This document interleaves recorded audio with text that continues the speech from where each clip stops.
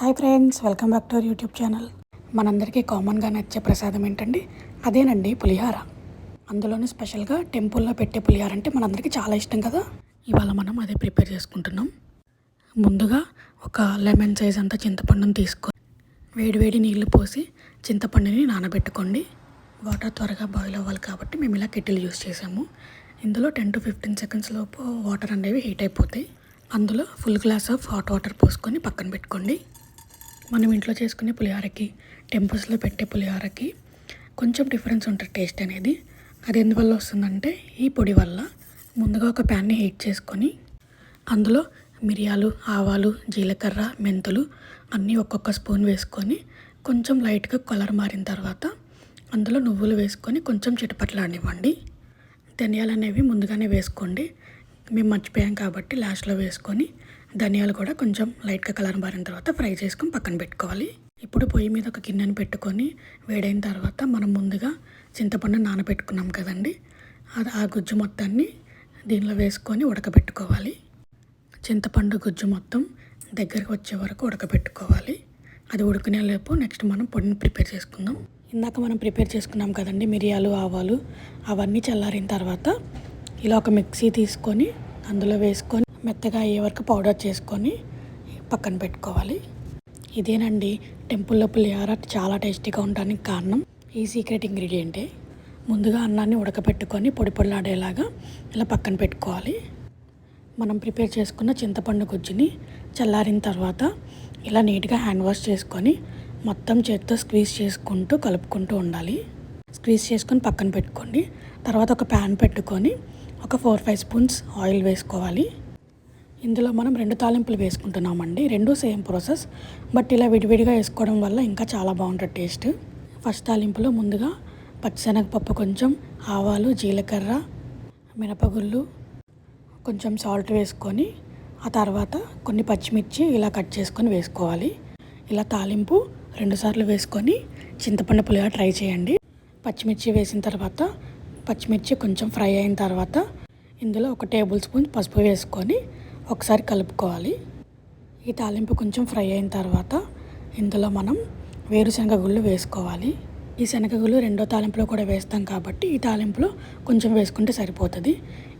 ఇవి కొంచెం ఫ్రై అయిన తర్వాత మనం ముందుగా స్క్వీజ్ చేసుకొని పక్కన పెట్టుకున్న చింతపండు గుజ్జుని ఒక జల్లెడలో వేసుకొని ఇలా చేత్తో నలుపుకుంటూ స్క్వీజ్ చేసుకుంటూ ఆ గుజ్జుని అనేది పిండుకోవాలండి.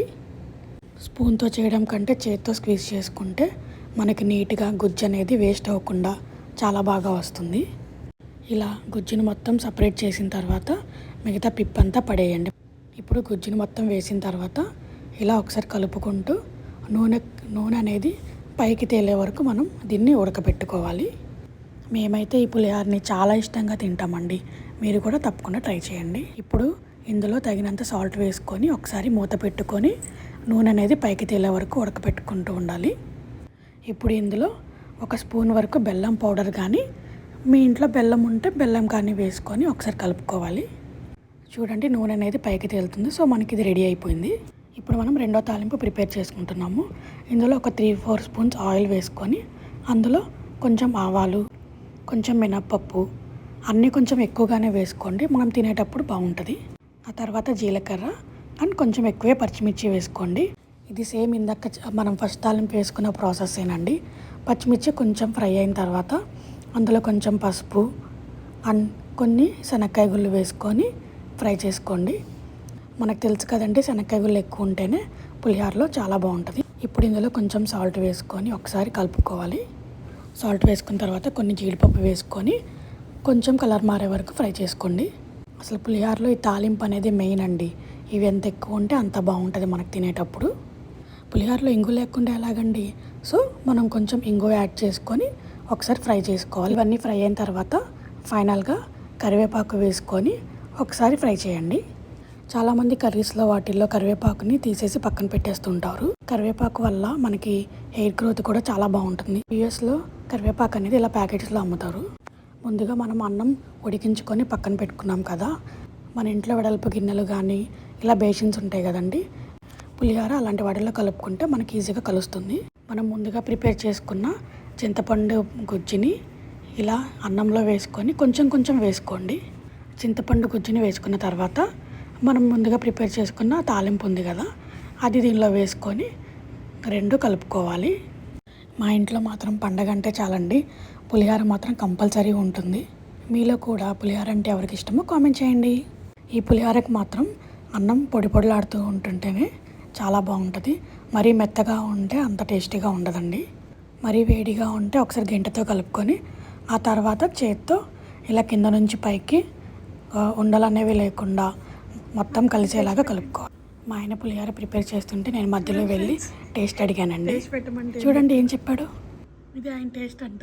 ఈ పులిహోర మేము ప్రసాదం కోసం చేయలేదండి, జస్ట్ నార్మల్గా ఇంట్లో చేసుకున్నాం. సో అందుకే టేస్ట్ చూశాను. మీకు కొంచెం సాల్ట్ సరిపోలేదంటే ఫైనల్గా సాల్ట్ వేసుకొని కలుపుకోండి. ఉప్పు పులుపు అన్నీ కరెక్ట్గా సరిపోయినాయండి, చాలా టేస్టీగా ఉంది. ఇప్పుడు ఫైనల్గా ఒకసారి మొత్తాన్ని చేత్తో అలా కలుపుకుంటూ కింద నుంచి పైకి ఇలా మొత్తం ఒకసారి కలుపుకున్న తర్వాత ఒక half an hour or 1 hour పాటు పక్కన పెట్టుకోండి. ఈ పులిహోరని వెంటనే తినేయొచ్చు, కానీ ఇలా ఒక 3-4 అవర్స్ పాటు పక్కన పెట్టేసి నెక్స్ట్ డే తింటే ఇంకా చాలా బాగుంటుంది టేస్ట్ అనేది. పెద్దవాళ్ళు ఏం చేసేవాళ్ళంటే ఇలా పులిహోర ప్రిపేర్ చేసిన తర్వాత ఒక క్లాత్ మీద వేసేసి మూట కట్టేసి నెక్స్ట్ డే మార్నింగ్ వరకు ఉంచుతారండి. కానీ ఇప్పుడు మనకు అంత ఓపిక టైము అన్నీ లేక ఇలా ప్రిపేర్ చేసుకుంటున్నాం. ఇది కూడా చాలా బాగుంటుంది. ఇందాక ఒక హాఫ్ అన్ అవర్ పాటు పక్కన పెట్టుకున్నాం కదండి. ఇప్పుడు దానిలో మనం ఇందాక ప్రిపేర్ చేసుకున్న పౌడర్ ఉంది కదా, ఆ పౌడర్ని 1 స్పూన్ వరకు వేసుకొని కలుపుకోండి. అంతేనండి, ఎంతో టేస్టీగా మనకి నచ్చే టెంపుల్లో పులిహోర ప్రసాదం ready. Please subscribe to my YouTube channel friends. Thank you.